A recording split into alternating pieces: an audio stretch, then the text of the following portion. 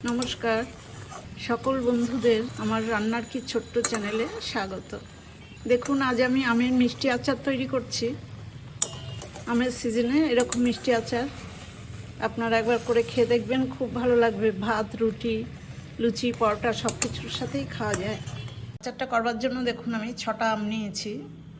আমগুলো আম্রপালি আম, আমাদের গাছের আমগুলো প্রথমে ভালো করে ধুয়ে জলটা খুব ভালো করে মুছে নিয়েছি, কারণ আচারের আমে জল থাকলে হবে না।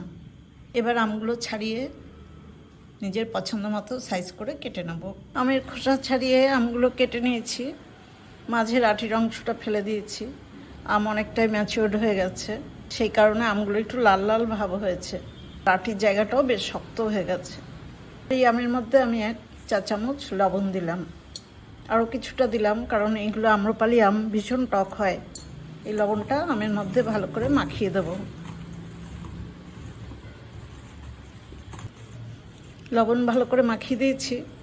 লবণ মাখানো অবস্থায় আমি আমগুলো 5 মিনিট রেখে দেব, তাহলে লবণটা একটু আমের মধ্যে ঢুকে যাবে। আমগুলো লবণ মাখানো অবস্থায় 5 মিনিট রাখা হয়ে গেছে।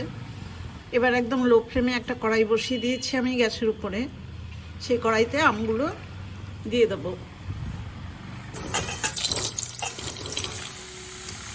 মিষ্টি আচার করবো, সেই জন্য দেখুন 400 গ্রাম চিনি দিয়ে দিলাম।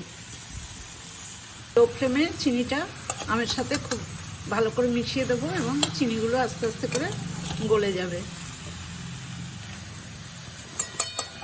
চিনিটা একটু নেড়ে দিচ্ছি আমের সাথে, তা নাহলে কিন্তু নিচে চিনিটা পুরে লাল হয়ে যাবে। গ্যাসের ফ্লেমটা একদম লো অবস্থাতেই এই কাজটা করতে হবে। দেখুন চিনিটা খুব সুন্দরভাবে গুলে গেছে। আমি আঁচটাকে এখন মিডিয়াম করে দিয়েছি। চিনিটাকে গুলে নিতে হবে, তাতে আমার 5 মিনিট সময় লেগেছে। এবারে চিনির শিরার মধ্যে আমি আমটাকে খুব ভালো করে জাল করে সেদ্ধ করে নেব। প্রায় 10 মিনিট সময় নিয়ে আমি মিডিয়াম ফ্লেমে খুব ভালো করে আমগুলো রসের মধ্যে নেড়ে নেড়ে দেখুন একদমই শুকিয়ে গেছে চিনিটা। আমটাও সুন্দরভাবে সেদ্ধ হয়ে গেছে। আটির কাজটা শক্ত, এরকম ম্যাচিওর্ড আম দিয়েই এই আচারটা বেশি ভালো হয় খেতে, তা নাহলে একদমই গলে যায়। আচারটা কিন্তু নিচ দিয়ে লেগে যেতে পারে বলে বারে বারে নেড়ে দিতে হয়েছে। এবার আমি একটু ভাজা মশলা দেব। 1 চামচ ভরে আমি ভাজা মশলা দিলাম। এই মশলা তৈরিটা আমি আপনাদের দেখাইনি, কারণ আমি মশলাটা তৈরি করে স্টোর করে রেখেছিলাম। এই ভাজা মশলার মধ্যে মৌরি আছে, আর খুব অল্প পরিমাণে মেথি, আর 3-4টে শুকনো লঙ্কা ড্রাই রোস্ট করে তারপরে আমি মিক্সিতে ভালো করে গুঁড়ো করে নিয়েছি। এই মশলাটা করে রেখে দিলে যে কোনো সময় আচার বা চাটনিতে ব্যবহার করা যায়। মশলাটা ভালো করে মিশিয়ে দিয়েছি।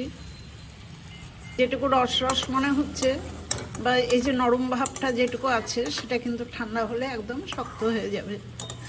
এবার আমি গ্যাসের ফ্লেমটা অফ করে দিলাম। আচারটা দেখুন আমি একটা সার্ভিং ডিশে নামিয়ে নিচ্ছি।